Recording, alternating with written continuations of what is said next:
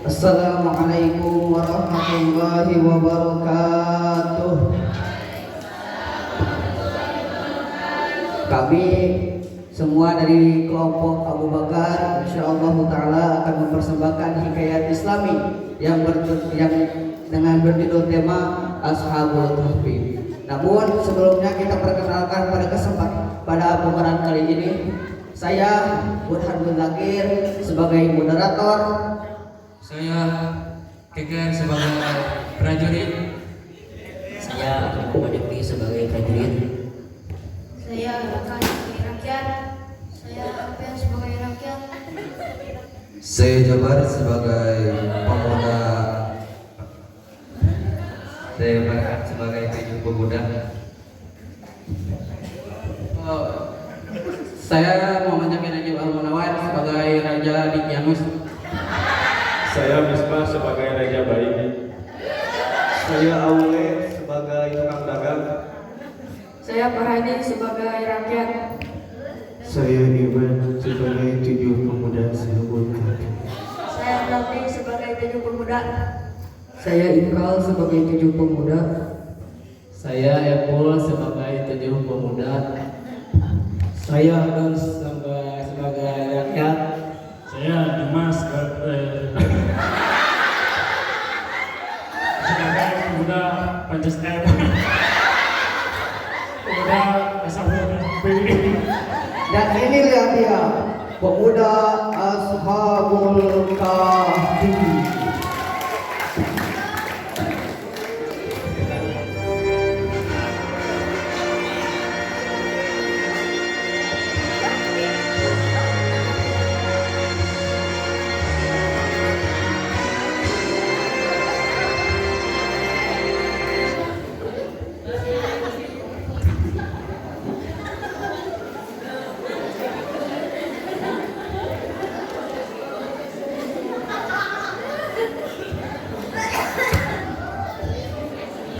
Kisah Ashabul Kahfi, pemuda soleh penghuni gua. Kisah ini disebutkan dalam Al-Quran Surah Al-Kahfi ayat 9 hingga ayat 20. Di dalam kisah ini terdapat ujian keimanan dan pembuktian hari kiamat bahwa sesuatu yang sudah mati akan dihidupkan kembali oleh Allah Subhanahu wa taala pada waktu yang ditentukan. Di zaman dahulu, di suatu negeri hiduplah seorang pemimpin yang zalim yang bernama Raja Dikyanus. Selain zalim, raja ini juga kejam. Sang raja memerintahkan rakyatnya untuk menyembah berhala. Apabila ada yang menolak, mereka akan dibunuh atau diadili dengan hukuman pancung.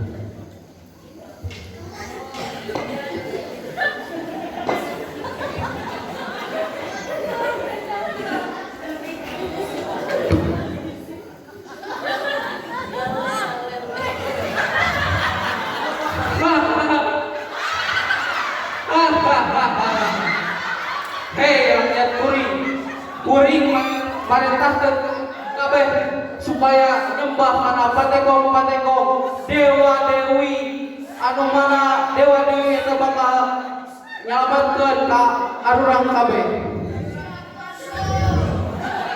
Sing saha wae jalma anu teu patuh kana parentah kuring maka rek newa kuring kalawan hukuman pancung.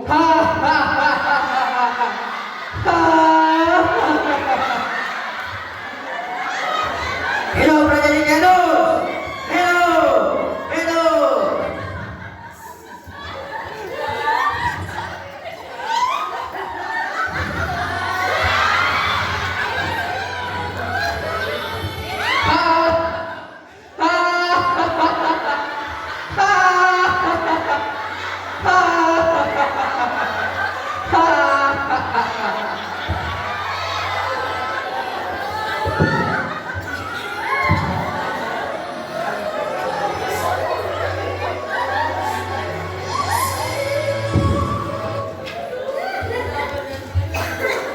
Di tengah-tengah masyarakat yang dipaksa oleh seorang raja, ada sekelompok yang tidak suka dengan kepemimpinan Raja Dikyanus. Mereka adalah 7 orang pemuda yang saleh. Para pemuda itu hanya beriman kepada Allah Subhanahu wa taala yang Maha Esa.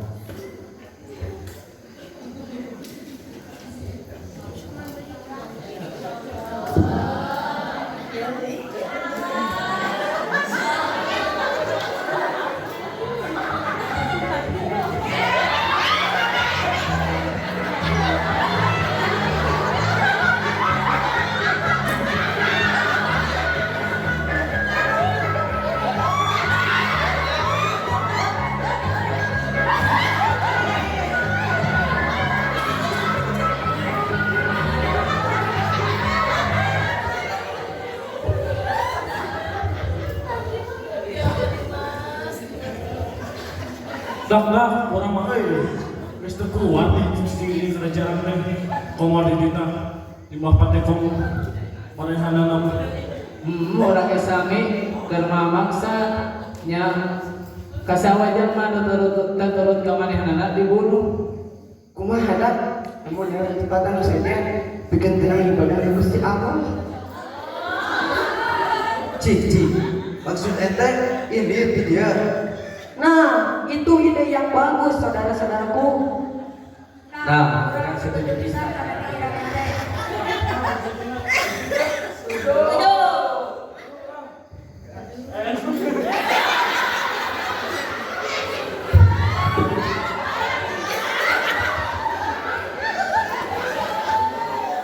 Keesokan harinya, 7 pemuda soleh meninggalkan negeri mereka dengan bersemangat.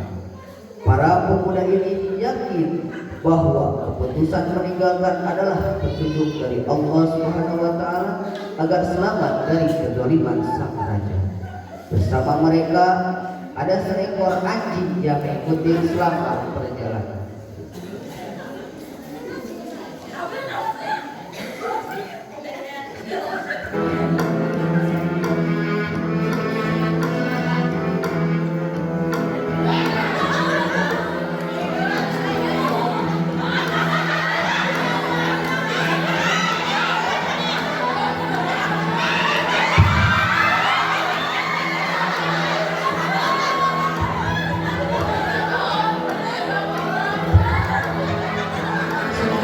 Berjalan yang jauh sampailah di depan sebuah gua. Gua yang cukup besar dengan dinding yang tampak tua. Salah satu pemuda itu masuk ke dalam gua. Tak lama kemudian ia keluar dari gua dengan wajah yang tersenyum. Satu persatu pemuda masuk ke dalam gua. Ketujuh pemuda itu berdoa agar mendapatkan perlindungan dari Allah Subhanahu wa taala.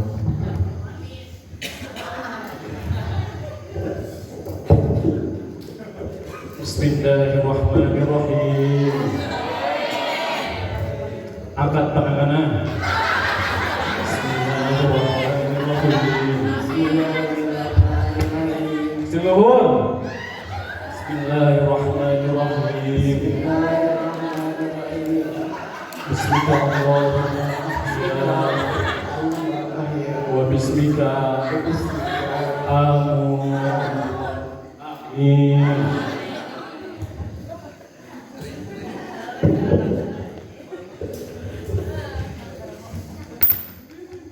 Dah capek teh.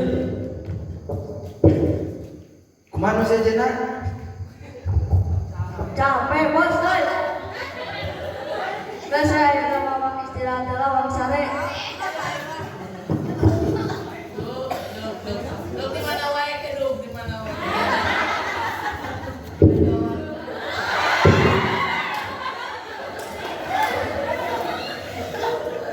Ketika para pemuda itu beristirahat, Allah Subhanahu wa taala menunjukkan kekuasaannya dengan membuat mereka tertidur selama 309 tahun. Seperti yang disebutkan di dalam surah Al-Kahfi ayat ke-25. Dan mereka tinggal dalam gua selama 300 tahun dan ditambah 9 tahun. Pintu gua menghadap ke sebelah utara sehingga sinar matahari tidak bisa menembus ke dalamnya. Dengan begitu, orang dari luar mengira bahwa gua itu tidak berpenghuni. Sedangkan anjing yang mengikuti mereka membentengkan kedua lengannya ke depan pintu gua. Tak terasa 309 tahun telah berlalu. Allah SWT membangunkan ketujuh pemuda soleh ini dengan tubuh yang utuh seperti sebelum mereka tertidur.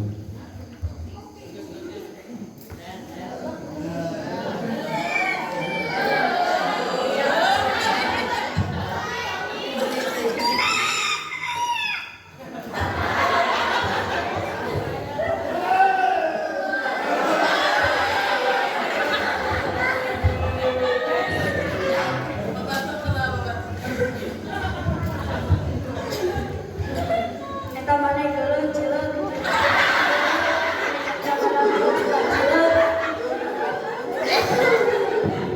Daripada ente tak sok jigong. Geus. Tingali ya dulur urang karunya ngapareun ku peda salatri can tuang. Nyaho tuh, Bro? Henteu, buat beli saung banyak ke pasar. Ayo atuh. Ayo atuh.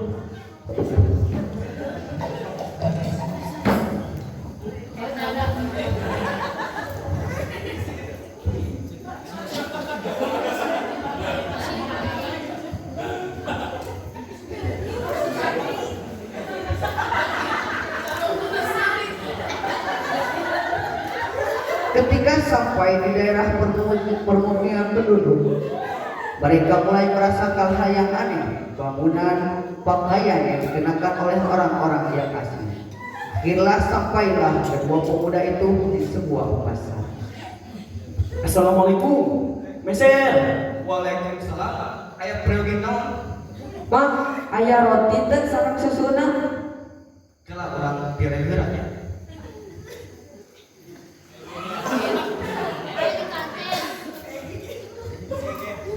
Oh iya aya dia. Tadi dia. Ieu mah ngacesna.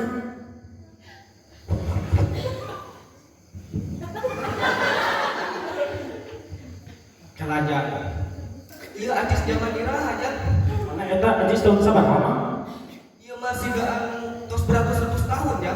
Ah, berarti aluran teh geus sareng lila-lila tahunna, Bro.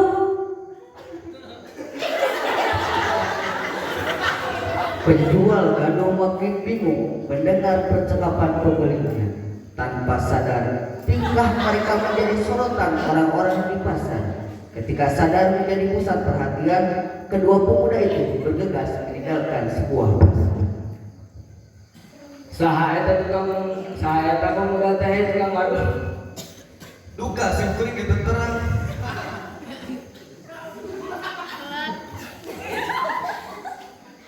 Jika nama eta pemuda teh akan tos beratus-ratus tahun.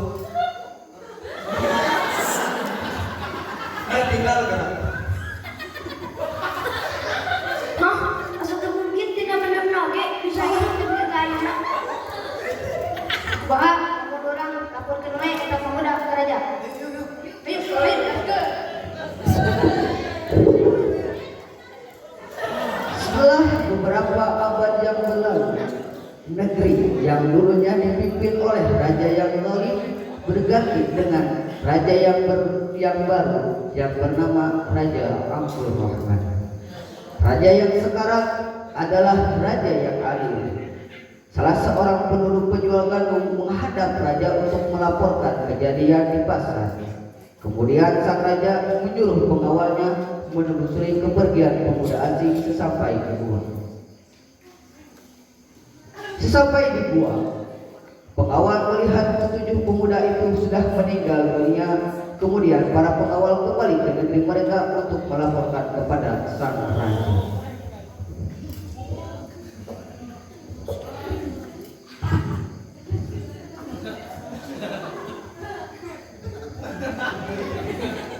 Wahai raja, jumlah sadaya pemuda aya 7 orang.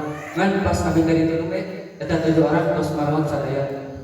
Jadi cerita tentang 7 pemuda anu soleh, anu leungit pada zaman kapemimpinan Raja Dikianus eta beneran bahwa orang kaditu hayang pengawal kuring. Siap. Sesampai di depan gua, tampak seekor anjing besar mati di depan pintu gua. Raja besar serta pengawal masuk dan melihat ketujuh pemuda itu sudah tertidur untuk selama-lamanya. Wajah mereka sambil tersenyum. Subhanallah, Maha Kuasa Allah. Allah dina sagala suatu dat anu maha ngamaotan jeung dat anu maha ngahirupan makhlukna. Ieu adalah bukti poe kiamat sungguh nyata.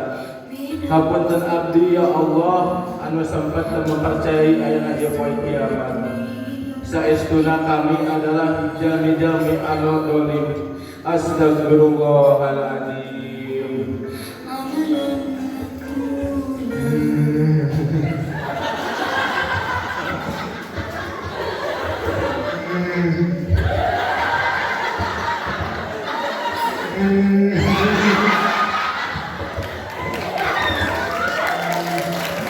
Demikian akhir dari kisah ini. Ashabul Kahfi adalah julukan para pemuda soleh penghuni gua yang tertidur selama 309 tahun. Dari kisah ini Allah Subhanahu wa taala memberikan hikmah atau pembelajaran bagi kita semua. Satu, kita harus berani mempertahankan keimanan walau nyawa yang jadi taruhannya. Dua, Allah akan menyelamatkan orang yang memperjuangkan keimanannya. Tiga, hendaknya kita tidak mengingkari adanya hari kiamat. Semoga kisah ini bisa mempertebal keimanan bagi kita semua. Allahu a'lam.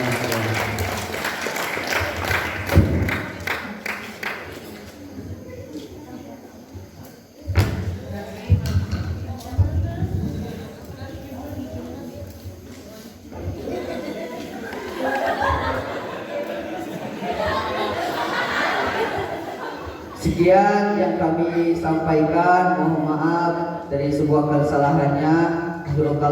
Wassalamualaikum warahmatullahi wabarakatuh. Waalaikumsalam.